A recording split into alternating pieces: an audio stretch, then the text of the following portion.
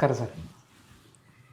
Sir, ഈ നമ്മുടെ മുൻ DGP TP സെൻകുമാറിൻ്റെ ഒരു പ്രസ്താവന, അതൊരു ചാനൽ ചർച്ചയിൽ ഇടയ്ക്ക് പറഞ്ഞതാണോ അതോ അദ്ദേഹം സ്വന്തമായിട്ട് ഫേസ്ബുക്കിൽ പറഞ്ഞതാണോ എന്നെനിക്ക് വ്യക്തമല്ല. പക്ഷെ അതിപ്പോൾ വലിയ രീതിയിൽ ചർച്ചയായിട്ടുണ്ട്. ആ വിഷയം, അദ്ദേഹം ചൂണ്ടിക്കാണിച്ച വിഷയം, അദ്ദേഹം പറഞ്ഞത് ചില ഹിന്ദു നാമധാരികൾ ഹിന്ദുക്കളെ, രാഷ്ട്രീയക്കാരെക്കുറിച്ചാണ് അദ്ദേഹം പറയുന്നത്, ഹിന്ദുക്കളെ കണക്കറ്റ് പരിഹസിക്കുന്നു, കുറ്റം പറയുന്നു, ആക്ഷേപിക്കുന്നു, വലിയ രീതിയിൽ ആക്രമിക്കുന്നു. അങ്ങനെയുള്ളവരെ തെരഞ്ഞെടുപ്പിൽ തെരഞ്ഞുപിടിച്ച് തോൽപ്പിക്കാൻ ഹിന്ദു സംഘടനകൾ തയ്യാറാകണം, പ്രത്യേകിച്ചും BJP അതിനുള്ളൊരു സാഹചര്യം ഒരുക്കണം എന്നാണ് അദ്ദേഹം പറഞ്ഞത്. അദ്ദേഹം ഒരു ഉദാഹരണം കൂടെ പറഞ്ഞു. ഞാനൊരു ഉദാഹരണം, ഒരു കാര്യം പറയാം എന്ന് പറഞ്ഞു. പറവൂരിൽ നമ്മുടെ പ്രതിപക്ഷ നേതാവ് VD സതീശനാണ് മത്സരിക്കുന്നത്.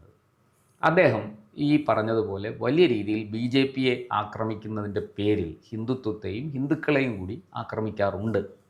അപ്പോൾ അവിടെ 2ാം സ്ഥാനത്ത് വരുന്ന സ്ഥാനാർത്ഥി ആരെന്ന് നോക്കി BJP അവിടെ എപ്പോഴും 3ാം സ്ഥാനത്താണ് വരുന്നത്. പക്ഷേ BJPക്ക് കുറച്ച് വോട്ടുണ്ട്. എങ്ങനെ പോയാലും ഒരു 10-25,000 വോട്ടിന് മേളിൽ BJP അവിടെ പിടിക്കാറുണ്ട്. അപ്പോൾ അത് വെച്ചുകൊണ്ട് BJP ഈ 2ാം സ്ഥാനത്ത് വരുന്ന സ്ഥാനാർത്ഥിയെ വിജയിപ്പിക്കണം. ഇതൊരു പൊളിറ്റിക്കൽ സ്ട്രാറ്റജിയായിട്ട്, ഒരു രാഷ്ട്രീയ തന്ത്രമായിട്ട് പ്രയോഗിക്കണം എന്നാണ് ശ്രീ TP സെൻകുമാർ പറഞ്ഞത്. സർ, ഇത് ഈ TP സെൻകുമാർ പറയുന്നത് പോലെ അക്ഷരാർത്ഥത്തിൽ BJP പ്രവർത്തിക്കാൻ തുടങ്ങിയാൽ കേരള രാഷ്ട്രീയത്തിൽ എന്തൊക്കെ മാറ്റങ്ങൾ സംഭവിക്കും, ഇതിൻ്റെ പ്രത്യാഘാതങ്ങൾ ആരൊക്കെ നേരിടേണ്ടി വരും, ഇതിൻ്റെ ഒരു പ്രതിഫലനം എന്തൊക്കെയായിരിക്കും, കേരള രാഷ്ട്രീയത്തിൽ അടിമുടി ഒരു മാറ്റം സംഭവിക്കും എന്ന് തീർച്ചയാണ്. അങ്ങനെയാണെങ്കിൽ എന്താണ് അങ്ങേക്ക് ഈ കാര്യത്തെക്കുറിച്ചുള്ളൊരു വിലയിരുത്തൽ? TP സെൻകുമാറിനെ ഞാൻ ആദ്യം മനസ്സിലാക്കിയത് നിഷ്പക്ഷനും നിർഭയനുമായ പോലീസ് മേധാവി എന്നുള്ള നിലയിലാണ്. അടിവരയിട്ട് ഞാൻ പറയുന്നത്, ഒന്ന് നിഷ്പക്ഷനായിട്ട് തന്നെ അവിടെ ഇരിക്കാൻ പറ്റുകയില്ല. അതെ, വലിയ ബുദ്ധിമുട്ടാണ്. നിർഭയൻ, ആരുടെ മുഖത്ത് നോക്കി സൗകര്യമില്ലെന്ന് പറയാനുള്ള ധൈര്യം, അങ്ങനെയൊക്കെയുള്ള കുറേ ഉദ്യോഗസ്ഥന്മാർ നമ്മുടെ സമൂഹത്തിലുള്ളത് കൊണ്ടാണ് ഈ സംവിധാനമൊക്കെ നിന്നു പോകുന്നത്. അവർക്ക് ഒരുപാട് ബുദ്ധിമുട്ട് അനുഭവിക്കേണ്ടി വരുന്നുണ്ട്. അതുകൊണ്ടാണ് ഇന്നും നിയമവിദ്യാർത്ഥികൾ പഠിക്കുന്നത് TP Senkumar versus state of Kerala. അതൊരു വിഷയമാണ്. അപ്പോൾ TP സെൻകുമാർ ചരിത്രത്തിലേക്ക് നടന്നു കയറിയ ധീരനും നിഷ്പക്ഷനുമായ ഒരു പോലീസ് മേധാവിയാണ്. ആ കാര്യത്തിൽ എനിക്ക് അദ്ദേഹത്തോട് വലിയ ബഹുമാനമുണ്ട്. ധീരന്മാരെ ബഹുമാനിക്കുക എന്നും ഏത് ജനസമൂഹവും ചെയ്തിട്ടുള്ളതാണ്. ആ ജനസമൂഹത്തിൽപ്പെട്ട ഒരാളാണ് ഞാനും. അതുകൊണ്ടാണ് അങ്ങനെ ബഹുമാനിക്കുന്നത്. പക്ഷേ സെൻകുമാറിന് ഒരു രാഷ്ട്രീയക്കാരൻ എന്നുള്ള നിലയിൽ ഞാൻ പഠിക്കാൻ ശ്രമിച്ചിട്ടില്ല. അദ്ദേഹത്തോടൊപ്പം 1-2 വേദികളിൽ സംസാരിച്ചിട്ടുണ്ട്. അതിനകത്ത് സാധാരണ പ്രസംഗം അദ്ദേഹം ചെയ്യുന്നതാണ് ഞാൻ കേട്ടത്. പക്ഷേ അദ്ദേഹത്തിൻ്റെ ചില കണക്കുകൾ വെച്ചിട്ട് അദ്ദേഹം പറയാൻ ഉദ്ദേശിക്കുന്ന കാര്യം അതിൻ്റെ ഫാക്ട്സ് ആൻഡ് ഫിഗേഴ്സ് വെച്ച് പറയുന്ന ആളാണ്. എന്ന് പറഞ്ഞാൽ 65-ൽ എന്ത് നടന്നു, 47 എന്ത് നടന്നു ചോദിക്കുന്ന ഈ രാഷ്ട്രീയക്കാരൻ്റെ രീതിയല്ല. വ്യക്തമായ കാര്യങ്ങൾ അറിയാൻ പഠിക്കുന്ന ആളുമാണ്. വസ്തുതകൾ നിരത്തി സംസാരിക്കുന്ന ആളാണ്. അത് ഞാൻ കേട്ടിട്ടുണ്ട്. പക്ഷേ TP സെൻകുമാർ ഇപ്പോൾ പൊട്ടിച്ചിരിക്കുന്നത് ഒരു ബോംബാണ്. രാഷ്ട്രീയത്തെ പിടിച്ചു കുലുക്കുന്ന ഒരു ബോംബാണ്. മാരകമായ പ്രഹരശേഷിയുള്ളൊരു ബോംബാണ്. ഈ ബോംബിൻ്റെ കൃത്യമായി ഈ സ്ഫോടനം നടക്കണമെങ്കിൽ ഇവിടെ ആദ്യം വേണ്ടത് ഒരു രാഷ്ട്രീയ സത്യസന്ധതയാണ്. അത് BJP പറയണം. ഇന്ന ആളുകളെ ഞങ്ങൾ ലക്ഷ്യമാക്കി കഴിഞ്ഞു, എന്ത് വില കൊടുത്തും ഇവർ നിയമസഭ കാണില്ല. അതിൻ്റെ കാരണം ഇവർ കേരളത്തിലെ ഹിന്ദുക്കൾക്കെതിരാണ്. ഹിന്ദുക്കൾക്ക് ഇവിടെ ജീവിക്കണ്ടേ? ഹിന്ദുക്കൾ ഇവിടെ നല്ല എങ്ങോട്ടാണ് പോകുന്നത്? അപ്പോൾ ഓരോ വർഷം കഴിയും തോറും ഹിന്ദുക്കൾക്ക് ഇവിടെ ജീവിക്കണ്ടേ എന്ന് ഞാൻ ആര്യോടെ ചോദിക്കുമ്പോൾ 20 കൊല്ലം CPM-ൽ പ്രവർത്തിച്ച ഒരാളായി ചോദിക്കുന്നതെന്ന് മനസ്സിലാക്കണം. എൻ്റെ മനസ്സിലേക്ക്, എൻ്റെ ഈ നിലപാടിലേക്ക് എത്ര കമ്മ്യൂണിസ്റ്റുകാരെ പാർട്ടി വിട്ടവരും പാർട്ടിക്ക് ഇന്നകത്തുള്ളവർക്കും അറിയാമെന്നറിയാം. ഞാൻ പലരോടെയും സംസാരിക്കുമ്പോൾ അവരൊക്കെ വളരെ നിരാശരാണ്. അവർ ചോദിക്കും, നമുക്കിവിടെ ജീവിക്കണ്ടായോ, നമുക്ക് ജീവിക്കാൻ അവകാശമില്ലേ? ഇതിലേക്ക് ഹിന്ദു എത്തിക്കഴിഞ്ഞ ഒരു സമകാലിക രാഷ്ട്രീയത്തിലാണ് നമ്മൾ നിൽക്കുന്നത്. ഒരു വലിയ സമ്മർദ്ദത്തിലേക്ക് തള്ളിവിട്ടിരിക്കുന്നു. അത് സംശയിക്കേണ്ട. അതായത് ഈ മതേതരത്വം എന്ന് പറയുന്നത് ഒരു ആചാരമാണ്. ഈ കേരളത്തിലെ മതേതരത്വം, ഇന്ത്യയിലെ മതേതരത്വം എന്ന് പറയുന്നത് രാജസ്ഥാനിലെ സതി പോലുള്ളൊരു ആചാരമാണ്. അതായത് സതി എല്ലാവരും അനുഷ്ഠിക്കേണ്ട, ഈ രജപുത്ര സ്ത്രീകൾ അനുഷ്ഠിച്ചാൽ മതി, ഭർത്താവ് മരിക്കുമ്പോഴേ അനുഷ്ഠിച്ചാൽ മതി. അപ്പം നമ്മളെ സംബന്ധിച്ചിടത്തോളം ഈ മതേതരത്വം സംരക്ഷിക്കാൻ ഹിന്ദുക്കൾ തീ ചാടി മരിക്കണമെന്നാണ് മഹാത്മാഗാന്ധിയോട്ട് ഇങ്ങോട്ടുള്ളവർ പറഞ്ഞത്. കൊച്ചുകുട്ടികളാരും അല്ല പറഞ്ഞത്. അപ്പോൾ ഇവിടെ BJP ഭരിക്കുന്നല്ലോ, 10 കൊല്ലമായിട്ട് ഭരിച്ചുകൊണ്ടിരിക്കുകയല്ലേ. അപ്പോൾ തീ ചാടി മരിക്കാൻ സൗകര്യമില്ല എന്ന് ഹിന്ദുക്കൾ തീരുമാനിച്ചുകൊണ്ടാണ് നരേന്ദ്രമോദി അധികാരത്തിൽ വന്നത്. അല്ലെ തീച്ചടി മരിക്കാനായിരുന്നെങ്കിൽ പിന്നെ വീണ്ടും കോൺഗ്രസിനെ അധികാരത്തിൽ വരുവുള്ളൂ. ഞാൻ പറഞ്ഞത് ഹിന്ദുക്കളുടെ മൈൻഡ് സെറ്റിൽ വന്ന ഒരു ചേഞ്ച്, അത് ഒരു ആറ്റിറ്റ്യൂഡണൽ ചേഞ്ചാണ്. ഞാനതാ പറഞ്ഞത്. ഇടതുപക്ഷം നിന്ന ഒരാൾ, ഇടതുപക്ഷം പല ഉത്തരവാദിത്തങ്ങൾ ഏൽപ്പിച്ച് നിർവഹിച്ച ഒരാൾ, ഒരു കോളേജ് അധ്യാപകനായ ഞാൻ പറയുന്നു, ഹിന്ദുക്കൾക്ക് ഇവിടെ ജീവിക്കണ്ടേ എന്ന് പറയുമ്പോൾ ഹിന്ദുക്കളുടെ മനസ്സിലുണ്ടായ ഒരു ആറ്റിറ്റ്യൂഡണൽ ചേഞ്ചായിട്ട് ആര്യനെ കാണണം. ഞാനൊരു മത തീവ്രവാദിയല്ല, എനിക്ക് ഒരു മതത്തിൽപ്പെട്ടവരോട് ഒരു വിരോധവും ഇല്ല. എനിക്കൊരുപാട് ധാരാളം സുഹൃത്തുക്കൾ പിന്നെ മുസ്ലിം മതത്തിലുണ്ട്. ഇനി ഞാൻ 2 പദവികൾ വഹിച്ചത്. കേരള സംസ്ഥാന സാക്ഷരതാ മിഷൻ്റെ ഡയറക്ടറായിട്ട് എന്നെ നിയമിച്ചത് ഇ ടി മുഹമ്മദ് ബഷീർ എന്ന് പറഞ്ഞ മന്ത്രിയാണ്, ലീഗിൻ്റെ മന്ത്രിയാണ്. എന്നോടൊരു വർഗീയത അദ്ദേഹം കാണിച്ചിട്ടില്ല. അദ്ദേഹത്തിൻ്റെ പ്രവർത്തനങ്ങളിൽ വർഗീയത ഞാൻ കണ്ടിട്ടില്ല. വർഗീയത കണ്ട ഇടതുപക്ഷ മന്ത്രി ഉണ്ടായിരുന്നു, അത് പിന്നെ വേറെ വിഷയം, അതിലേക്ക് ഞാൻ പോകുന്നില്ല. കടുത്ത വർഗീയവാദിയായ ഇടതുപക്ഷ മന്ത്രിയുടെ കൂടെ ഞാൻ പ്രവർത്തിച്ചിട്ടുണ്ട്. അപ്പം ഞാൻ പറഞ്ഞത്, കെ എം മാണി എന്ന് പറയുന്ന നല്ല ഒന്നാം തരം തനി കത്തോലിക്കൻ, സീറോ മലബാർ സഭയിലെ ദൈവവിശ്വാസിയായ ഈശ്വരഭയമുള്ള ആളാണ് മാണിസാർ. മാണിസാറാണ് എന്നെ അഡീഷണൽ പ്രൈവറ്റ് സെക്രട്ടറി ആയിട്ട് വെച്ചത്. ഞാൻ കേരള കോൺഗ്രസ്സുകാരനല്ലല്ലോ, ഞാൻ കേരള കോൺഗ്രസ്സുകാരനെ അല്ല. സാർ പിന്നെ സ്റ്റാഫിൽ കേരള കോൺഗ്രസ്സുകാരെ വെക്കില്ല. ഞാൻ പറഞ്ഞ ആ വിഷയം അതല്ല. അപ്പം എൻ്റെ ഒരു എക്സ്പീരിയൻസ് നിന്നുകൊണ്ട് ഇന്ന് എന്നെ കൊണ്ട് അത് പറയിപ്പിക്കുമെങ്കിൽ എനിക്ക് സംഭവിച്ച ഒരു ആറ്റിറ്റ്യൂഡണൽ ചേഞ്ചിനെ കൃത്യമായി ശാസ്ത്രീയമായി അതിന് കാരണമുണ്ട്. അതിന് കാരണം അത് ടി പി സെൻകുമാറിൻ്റെ ഈ പ്രസ്താവനയുടെ വെളിച്ചത്തിൽ ആര്യയെപ്പോലെ ഒരു നല്ല സമർത്ഥനായ ജേർണലിസ്റ്റ് അത് വിശകലനം ചെയ്യുമ്പോൾ എങ്ങനെയാണ് ഇന്ത്യയിലെ കേരളത്തിലെ ഹിന്ദു സമൂഹം ഇന്ന് എവിടെ എത്തി നിൽക്കുന്നു, അതൊരു വലിയ പ്രശ്നമല്ലേ, അത് വലിയൊരു പ്രശ്നമാണ്. ആ പ്രശ്നത്തിനെ നമ്മൾ കാണുന്നത്. അപ്പം അതുകൊണ്ട് എനിക്ക് തോന്നുന്ന ഒരു കാര്യം, അദ്ദേഹം പൊട്ടിച്ച ഈ മാരകശേഷിയുള്ള ബോംബ് കൃത്യമായി പൊട്ടിച്ചാൽ കേരള രാഷ്ട്രീയം ഇളകിമറി. ഇത് വളരെ അത്യാവശ്യമായിട്ട് ചെയ്യേണ്ട ഒരു കാര്യമാണ്. അവിടെ രാഷ്ട്രീയ സത്യസന്ധത ഞാൻ ഉദ്ദേശിച്ച വാക്ക്, BJP പ്രഖ്യാപിക്കണം ഇന്ന ആളുകൾ ഹിന്ദുക്കൾക്കെതിരാണ്, ഇവിടെ ഞങ്ങൾ സ്ഥാനാർത്ഥികളെ നിർത്തുന്നില്ല, മറിച്ച് അവിടുത്തെ BJPക്കാരും അടക്കമുള്ള ഹിന്ദുക്കൾ നിങ്ങൾ നിങ്ങളുടെ മനസാക്ഷിയോട് ചോദിക്കുക ആർക്ക് വോട്ട് ചെയ്യണമെന്ന്. മനസാക്ഷിയോട് നിങ്ങൾ ചെയ്യണം. അവരുടെ മനസാക്ഷി VD സതീശന് കൊടുക്കാനാണ് തീരുമാനിക്കുന്നെങ്കിൽ അദ്ദേഹം ജയിക്കട്ടെ.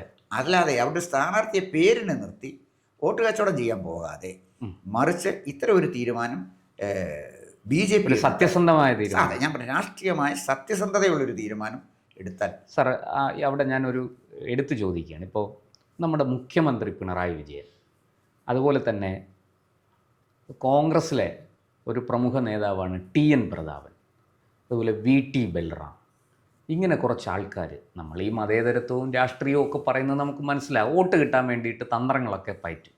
അതിപ്പോൾ എല്ലാവരും അത് ചെയ്യാറുണ്ട്, എല്ലാ രാഷ്ട്രീയക്കാരും, BJPയും അത് ചെയ്യാറുണ്ട്. അവരാരും അതിൽ നിന്ന് മുക്തരൊന്നുമല്ല. അവർ ഈ പറഞ്ഞതുപോലെ ഭൂരിപക്ഷത്തിൻ്റെ വോട്ട് കിട്ടാൻ വേണ്ടിയിട്ട് അവർ ആ രീതിയിലുള്ള കാര്യങ്ങൾ സംസാരിക്കും.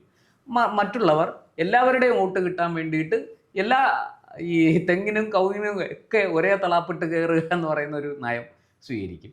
പക്ഷേ ഞാൻ ഈ പറഞ്ഞ ആൾക്കാർ ആദ്യം നിശ്ചിതമായിട്ട് ഹിന്ദു സംസ്കാരത്തെ, സനാതന ധർമ്മത്തെ ഒക്കെ ആക്ഷേപിക്കുക, പരിഹസിക്കുക, വളരെ നികൃഷ്ടമായ രീതിയിൽ സംസാരിക്കുക. അപ്പോൾ നമുക്കറിയാം, മുഖ്യമന്ത്രി പിണറായി വിജയൻ തന്നെ ഗുരുവായൂർ ചെന്നിട്ട് ഇങ്ങനെ വിരൽ ചൂണ്ടിയിട്ട് ചോദിക്കുക, അതോ അവിടെയാണോ ഈ ശ്രീകൃഷ്ണൻ ഇരിക്കുന്നത്? ശ്രീകൃഷ്ണനെന്നും അല്ല പറഞ്ഞത്, അവിടെയാണോ നിങ്ങളുടെ ഈ കൃഷ്ണൻ ഇരിക്കുന്നത് എന്ന്. അങ്ങനെ ഇത്തരം കാര്യങ്ങൾ ഇതൊക്കെ ചെയ്യുന്നത് മറ്റു ചിലരെ തൃപ്തിപ്പെടുത്താനും അവരുടെ സിമ്പതി പിടിച്ചു പറ്റാനും അവരുടെ ഒരു പിന്തുണ നേടിയെടുക്കാനും വേണ്ടിയൊക്കെയാണെന്ന് വ്യക്തമാണ്. അപ്പോൾ ഇങ്ങനെ ചെയ്യുന്ന ആൾക്കാർ സത്യത്തിൽ ഈ മതേതരരാണ് എന്ന് പറയാൻ അവർക്ക് എന്തെങ്കിലും അർഹതയുണ്ടോ? അവരെ വാസ്തവത്തിൽ നിയമസഭയുടെ പടി പോലും കാണിക്കാതെ വാസ്തവത്തിൽ ഓടിച്ചു വിടേണ്ടതല്ലേ? സെൻകുമാർ പറഞ്ഞത് ആ അർത്ഥത്തിൽ 100% ശരിയല്ലേ? അല്ല, സെൻകുമാർ പറഞ്ഞതോട് 100% യോജിപ്പാണ് എനിക്കുള്ളത്. ഇപ്പം ആര്യ പറഞ്ഞിടത്തും തുടങ്ങാം. ഗുരുവായൂർ അമ്പലത്തിൽ ചെന്ന് 4 അമ്പലത്തിലേക്ക് ചൂണ്ടി അവിടെയാണ് ദൈവം ഇരിക്കുന്നത് എന്നാണ് എൻ്റെ ഓർമ്മ എന്നാണ് അദ്ദേഹം ചോദിച്ചത്. കൃഷ്ണൻ എന്ന് പറയാൻ പോലും അദ്ദേഹത്തിന് അറിയത്തില്ല. ദൈവം ഇരിക്കുന്നത് ഗുരുവായൂർ എവിടെയാണെന്ന് അദ്ദേഹത്തിന് അറിയത്തില്ല. പക്ഷേ അയ്യപ്പസ്വാമി ഇരിക്കുന്നത് പമ്പാതീരത്ത് നിന്ന് തുടങ്ങണമെന്ന് അദ്ദേഹത്തിന് മനസ്സിലായി. അതാണ് ചരിത്രത്തിൻ്റെ തിരിച്ചടി. ആഗോള അയ്യപ്പ സംഗമം നടത്തി അവിടെ നിന്ന് നമ്മുടെ മോഹൻലാൽ സിനിമയിൽ പറയുന്ന പോലെ ലേലുവല്ലു എന്ന് പറയുന്നല്ലയോ കേട്ടത്, അല്ലേ? അവിടാണ് ഈശ്വരനെ നമ്മൾ കാണുന്നത്. അല്ലാതെ ഈശ്വരൻ നേരിട്ട് ഇറങ്ങി വന്ന് ശത്രുവിനെ സംരക്ഷിക്കുക, ഈശ്വരനാരും ശത്രുവൊന്നുമില്ല. അതിനകത്ത് വളരെ സിമ്പിളാണ്. താൻ നിരന്തരം ചെയ്യുന്ന കർമ്മങ്ങൾ താൻ അനുഭവിച്ചിടുക എന്നേ വരൂ. ഇത് പറഞ്ഞത് വലിയ ബുദ്ധിജീവിയൊന്നുമല്ല. വാൽമീകിയുടെ ഭാര്യയാണ്. അതായത് രത്നാകരൻ എന്ന് പറയുന്ന കാട്ടാളൻ്റെ ഭാര്യ. അദ്ദേഹം ചെന്നപ്പോഴാണ് ഇവരെയൊക്കെ പിടിച്ചു പറിച്ചതിൻ്റെ, മുനിമാരെ പിടിച്ചു പറിച്ചതിൻ്റെ പാപമുണ്ട്, അത് നീ കൂടെ ഏക്കുമെന്ന് ചോദിച്ചപ്പോൾ സൗകര്യമില്ല, താൻ ചെയ്യുന്നതൊക്കെ താനങ്ങ് അനുഭവിച്ചാൽ മതി. അപ്പം താൻ തന്നെ ചെയ്ത കർമ്മങ്ങളുടെ ഫലം ഓരോ രാഷ്ട്രീയ നേതാവും അനുഭവിച്ചു പോകുന്ന ചരിത്രം ഒന്നിനു പുറകെ ഒന്നായിട്ട് പറയും. പക്ഷേ ഇതിൻ്റെ വേദി അതല്ല. ഇത് ചരിത്രം തിരിച്ചടിച്ച നെഹ്റു ഫാമിലിയുള്ള ആളുകളുണ്ട്. ഇങ്ങോട്ട് എടുത്താൽ ഒരുപാടുണ്ട്, ഞാൻ ആ വിഷയത്തിലേക്ക് പോകുന്നില്ല. അപ്പം ഞാൻ പറഞ്ഞത്, ദൈവം ഇരിക്കുന്ന എവിടാണെന്ന് ചോദിച്ച മുഖ്യമന്ത്രി ആഗോള സംഗമം നടത്തി അയ്യപ്പൻ്റെ വിഗ്രഹം ഏറ്റുവാങ്ങിയില്ലേ? അതോ അയ്യപ്പൻ്റെ വിഗ്രഹം കൊടുക്കുമായിരുന്നു ചെയ്തത് നമ്മുടെ തമിഴ്നാട് മന്ത്രിക്ക്? തമിഴ്നാട് മന്ത്രിക്ക് കൊടുക്കുകയാണ്, സമ്മാനിക്കുക. ദേവസ്വം ബോർഡിന് വേണ്ടി അദ്ദേഹം സമ്മാനിച്ചു എന്നാണ്. അല്ല, അയ്യപ്പൻ്റെ വിഗ്രഹം അദ്ദേഹം സമ്മാനിച്ചല്ലോ, കൈകൊണ്ടെടുത്തല്ലോ അയ്യപ്പൻ്റെ വിഗ്രഹം, അല്ലേ? അപ്പോൾ ഞാൻ പറഞ്ഞത്, ഇതൊക്കെ ചരിത്രം കൊടുക്കുന്ന തിരിച്ചടിയാണ്. പിന്നെ വി ഡി സതീശനെ ഇപ്പോൾ ഈ കാര്യങ്ങൾ പറയുമ്പോഴേ, സതീശനെ പിന്നെ പരവൂര് എങ്ങനെ വന്നാലും ജയിക്കും എന്നുള്ള ധിക്കാരമാണ് ഇത് പറയിപ്പിക്കാൻ കാര്യം. പരവൂര് സതീശനെ വോട്ട് ചെയ്യുന്നത് പിന്നെ ന്യൂനപക്ഷങ്ങൾ മാത്രമല്ലല്ലോ, അവിടുത്തെ ഹിന്ദുമായി വോട്ട് ചെയ്യുന്നില്ലേ? അത് മനസ്സിലാക്കാതെ അപ്പോൾ ഹിന്ദുക്കളുടെ വോട്ടിന് വിലയില്ല. കാരണം ഹിന്ദു വോട്ട് ബാങ്ക് അല്ല. ഹിന്ദു വോട്ട് ബാങ്ക് ആകണം എങ്കിലേ ഹിന്ദുവിനൂടെ ജീവിക്കാൻ ഒക്കൂ. അവൻ്റെ വിശ്വാസം സംരക്ഷിക്കണമെങ്കിൽ, അവൻ്റെ സ്ത്രീകളുടെ അഭിമാനം സംരക്ഷിക്കണമെങ്കിൽ, അവന് മാന്യമായിട്ട് ഇവിടെ ജീവിക്കണമെങ്കിൽ വോട്ട് ബാങ്കായേ പറ്റൂ. വേറെ ഒരാളുടെ അധികാരത്തിലേക്ക് കടന്നു കയറാനല്ല. ഇതേ വെള്ളാപ്പള്ളി സംരക്ഷിക്കാൻ വെള്ളാപ്പള്ളി നടേശൻ ഇതല്ലേ പറഞ്ഞത്? വെള്ളാപ്പള്ളി നടേശൻ്റെ മുഖത്ത് കരിയോയിലേക്ക് ഒഴിക്കണം എന്ന് പറഞ്ഞപ്പോൾ വെള്ളാപ്പള്ളി നടേശൻ നിസ്സാരനായ ഒരാളാണോ? 30 കൊല്ലമായിട്ട് SNDP യോഗത്തിനെ നയിക്കുന്ന ഒരാളല്ലേ? സതീശൻ രാഷ്ട്രീയം പറഞ്ഞു. ഇത് പറയുന്നത് ശരിയല്ല.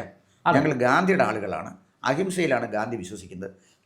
പിന്നെ നടേശനെ അടക്കം, അല്ലെങ്കിൽ വെള്ളാപ്പള്ളി അടക്കം ഒരാളുടെ മുഖത്തും കരിയോയിൽ ഒഴിക്കുന്നത് കോൺഗ്രസിൻ്റെ നയമല്ല എന്ന് പറയാൻ ധൈര്യം കാണിച്ചോ?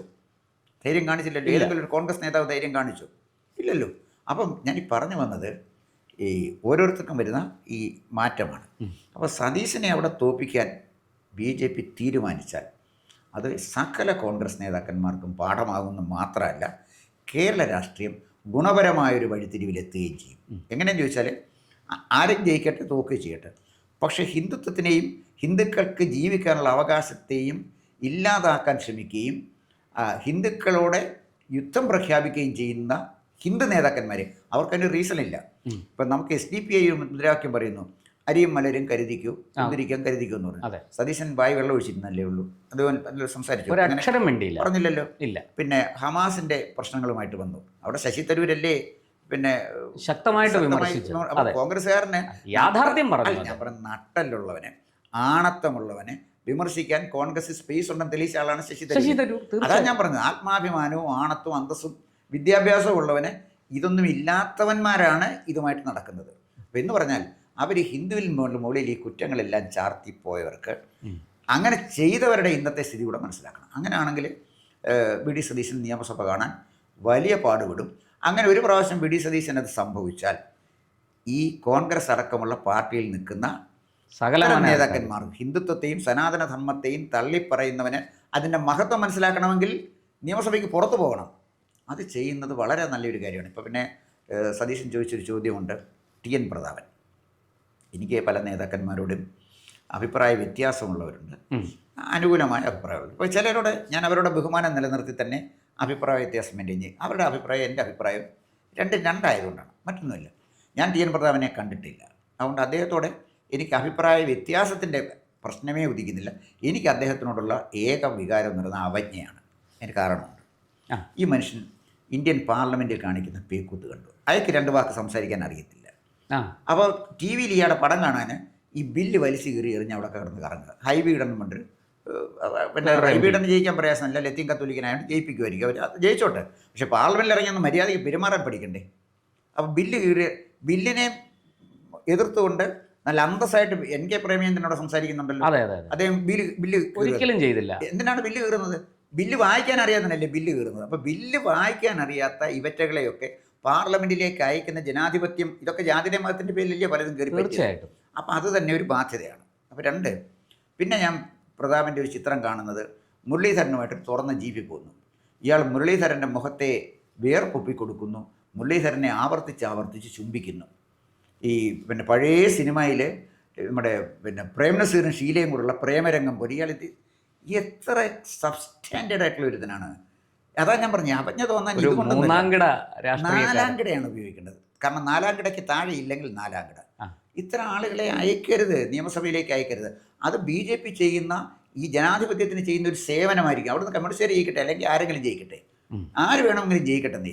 അപ്പം അത്തരം ആളുകളെ തീരുമാനിക്കുക. മറ്റൊന്ന് VT ബലറാമാണ്. VT ബലറാം ധരിച്ചു വെച്ചിരിക്കുന്ന അദ്ദേഹം ഒരു ബുദ്ധിജീവിയാണെന്നാണ്. AK ഗോപാലനെ എല്ലാവരും ആദരിക്കുന്ന ഒരാളാണ്. AK ഗോപാലൻ്റെ അഭിപ്രായ വ്യത്യാസം ആയിക്കോട്ടെ.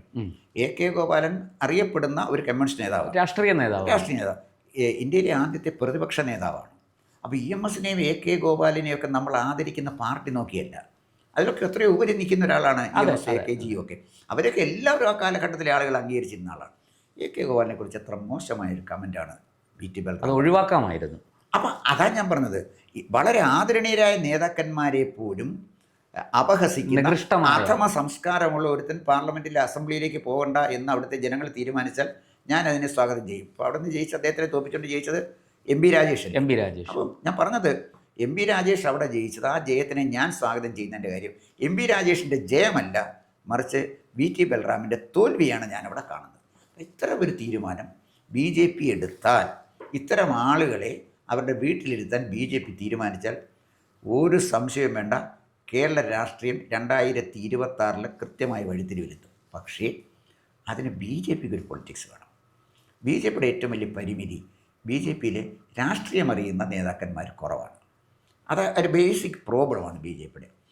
കേരള സമൂഹം എങ്ങനെ, കേരളത്തിൽ എന്തെങ്ങനെയാണ് നീങ്ങേണ്ടത് എന്നുള്ളതിനെക്കുറിച്ച് കൃത്യമായ രാഷ്ട്രീയമായ ഗ്രഹപാഠം ചെയ്യാതെ രാഷ്ട്രീയത്തിൽ കടന്നു വന്നിട്ടുള്ള ആളുകളാണ് BJP നേതാക്കന്മാരിൽ 99% ആളുകളും അതാണ്. അവർ രാഷ്ട്രീയം പഠിച്ചിരുന്നുവെങ്കിൽ, അത് ജനങ്ങളോട് വിശദീകരിക്കാൻ അവർ തയ്യാറായിരുന്നെങ്കിൽ, അപ്പോൾ പറയും ഇടതുപക്ഷവും CPM-ഉം BJP-യും കൂടെ ഒന്നിച്ചു. ഇവിടെ CPM-ഉം BJP-യും കൂടെ ഒന്നിക്കുകയല്ല, മറിച്ച് സനാതനധർമ്മത്തിനെതിരായി നിൽക്കുന്ന ഒരാളെ നിയമം നിർമ്മിക്കുന്ന ഒരു സഭയിലേക്ക് പറഞ്ഞയക്കണം. നിയമം നിർമ്മിക്കുന്നതല്ലേ കാര്യം. ഇവർ നിയമം നിർമ്മിക്കുന്ന സനാതന ധർമ്മത്തിനെതിരായ നിയമമല്ലേ നിർമ്മിക്കുകയുള്ളൂ. അത്തരം ഒരു സഭയിലേക്ക് പറഞ്ഞയക്കാൻ നമ്മൾ തയ്യാറല്ല എന്ന് പറഞ്ഞാൽ ഒരു സംശയവുമില്ല, കേരളം വലിയ ഗുണപരമായ മാറ്റങ്ങൾക്ക് വിധേയമാകും എന്ന് തന്നെയാണ് ഞാൻ വിചാരിക്കുന്നത്. തീർച്ചയായിട്ടും നമുക്ക് ഈ വിഷയം കൂടുതൽ സമൂഹത്തിനിടയിൽ ചർച്ചയാകട്ടെ. അതിന് TP സെൻകുമാർ മുൻ DGP തുടക്കമിട്ടു. നമ്മളതൊന്ന് കുറച്ചുകൂടെ ഒന്ന് മുന്നോട്ട് കൊണ്ടുപോയി ഈ വിഷയം കൂടുതൽ സമൂഹം ചർച്ച ചെയ്യട്ടെ എന്നാണ് ഞാനും ആഗ്രഹിക്കുന്നത്. നന്ദി.